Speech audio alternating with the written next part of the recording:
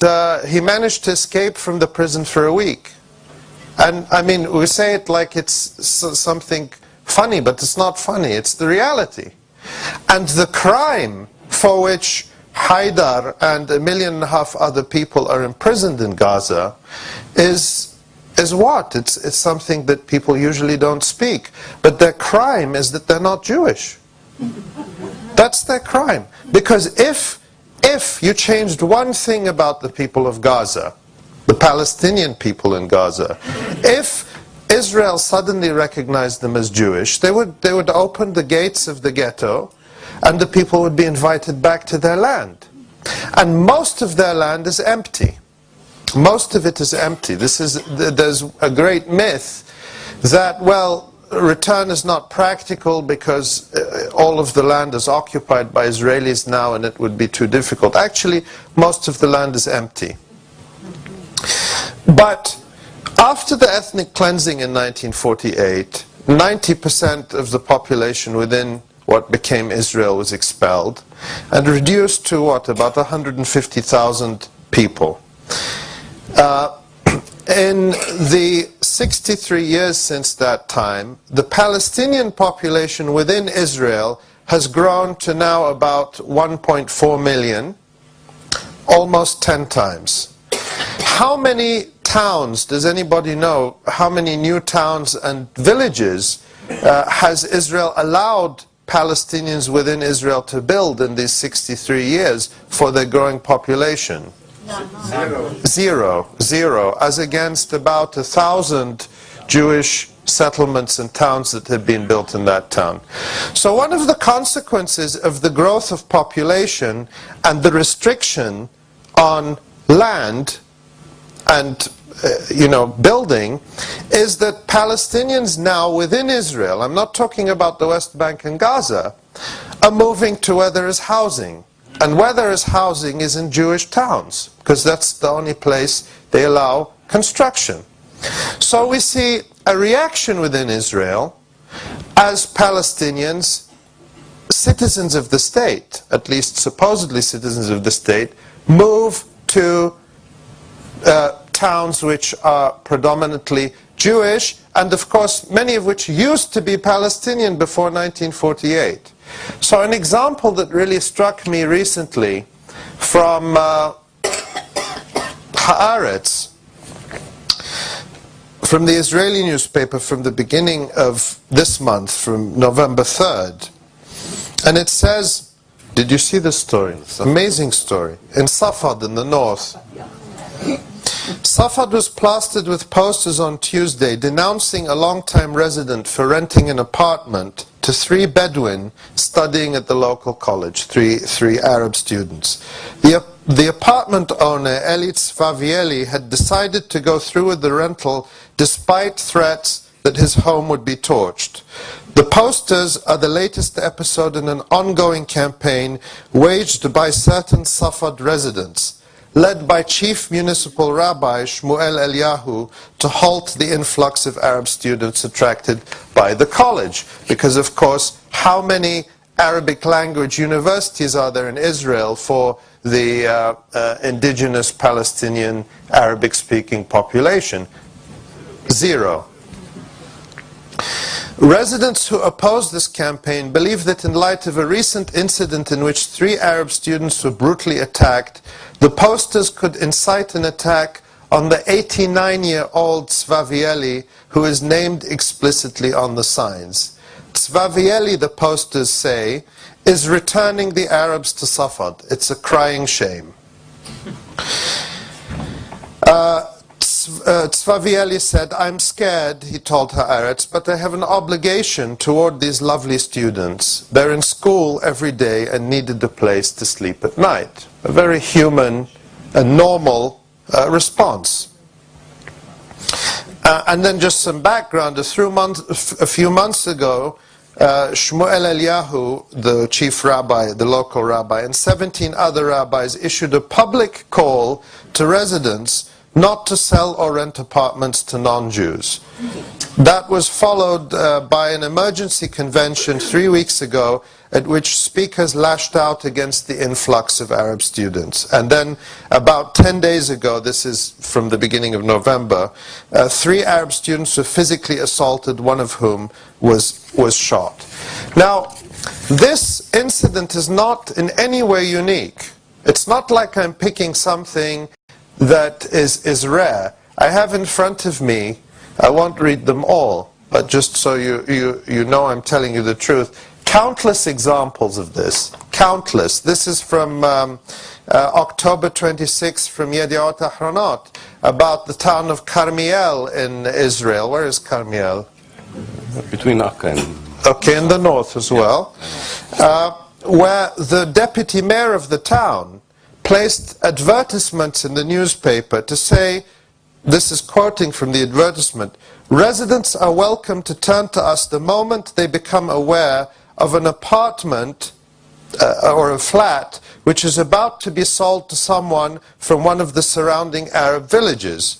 Once a flat in Carmiel is sold to an Arab family, it is a solid fact for generations to come.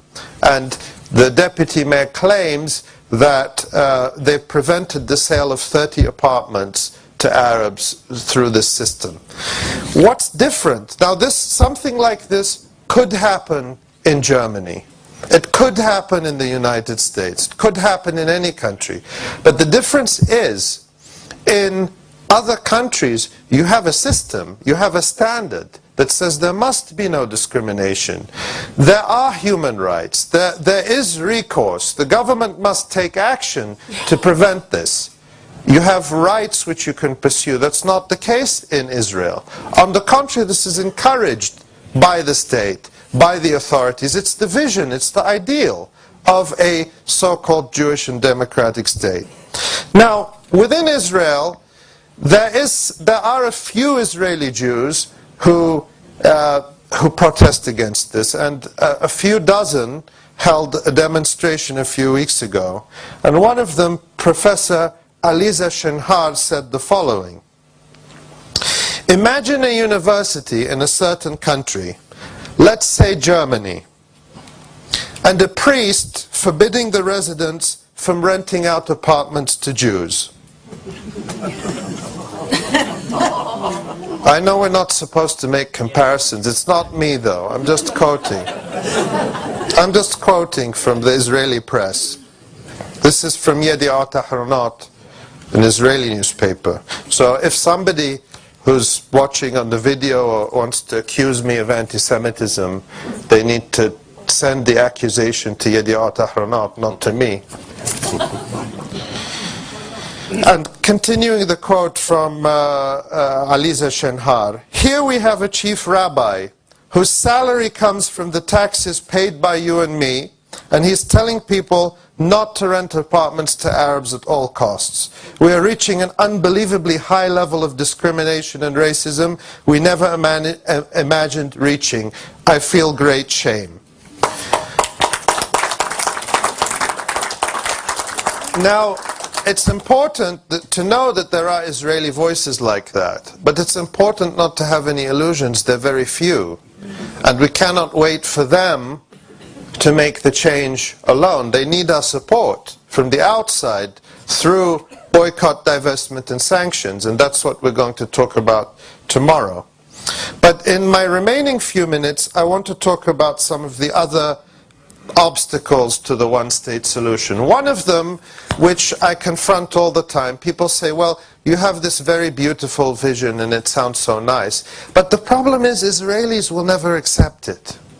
And if you look at the opinion polls, maybe 5 or 10% of Israelis are open to this idea. Although Ilan was telling me yesterday at the recent conference on the one-state solution in Haifa, there were a lot of Jews and Palestinians there. So there is at least some Israelis who are open to this idea.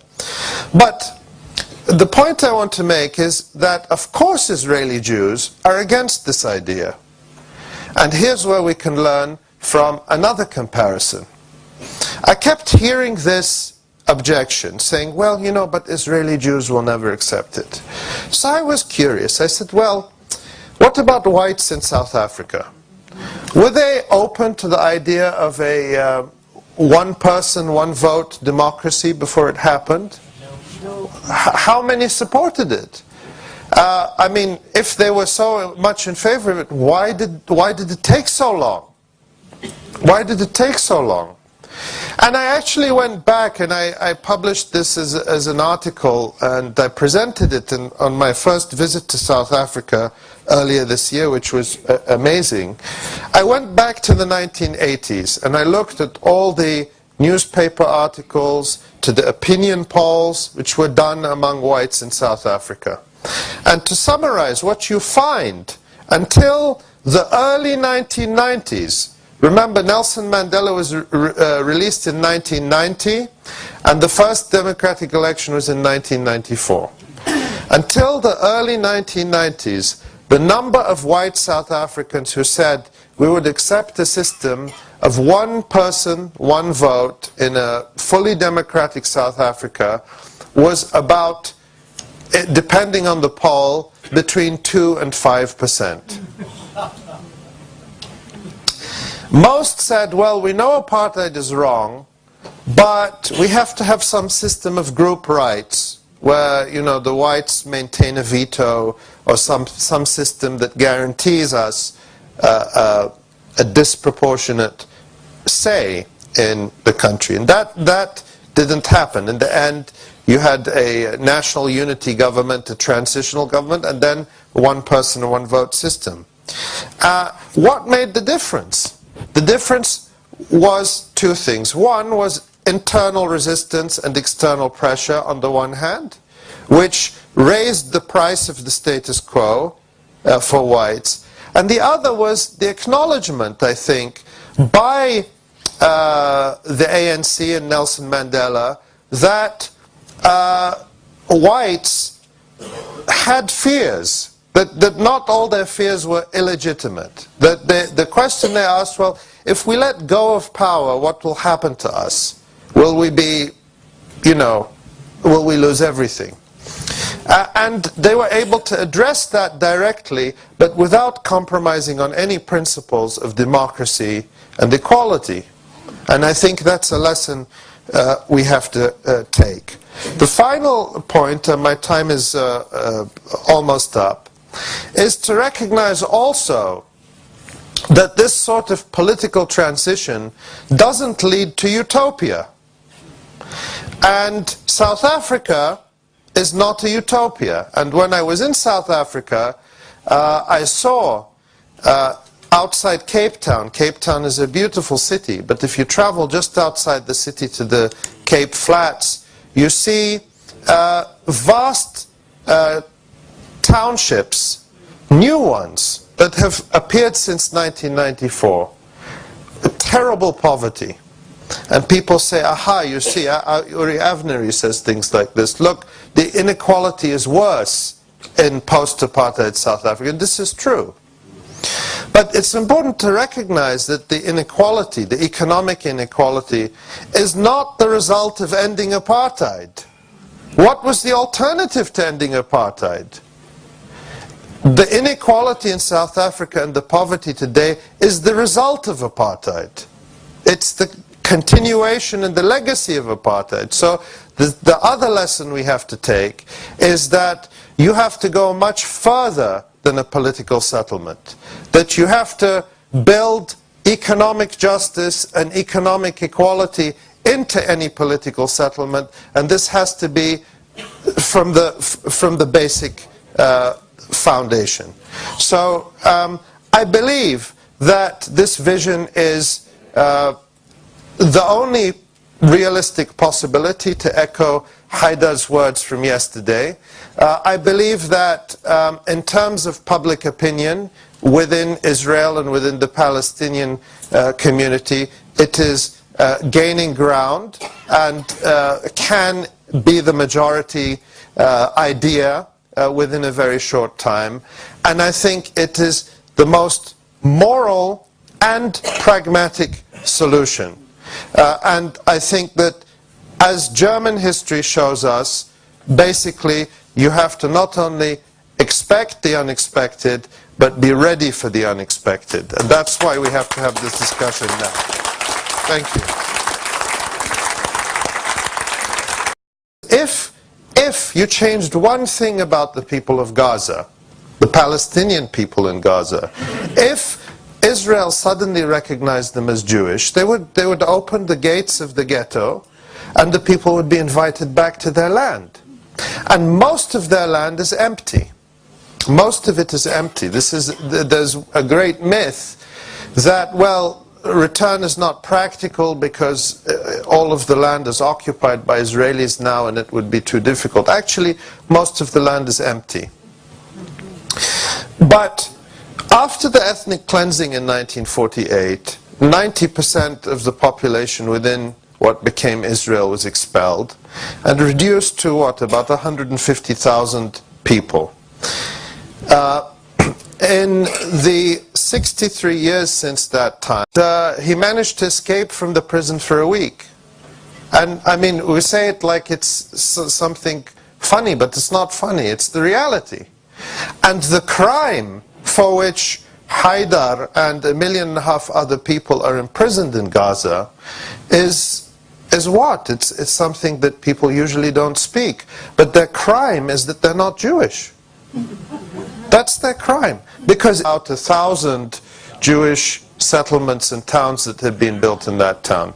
So one of the consequences of the growth of population and the restriction on land and building is that Palestinians now within Israel, I'm not talking about the West Bank and Gaza, are moving to where there is housing.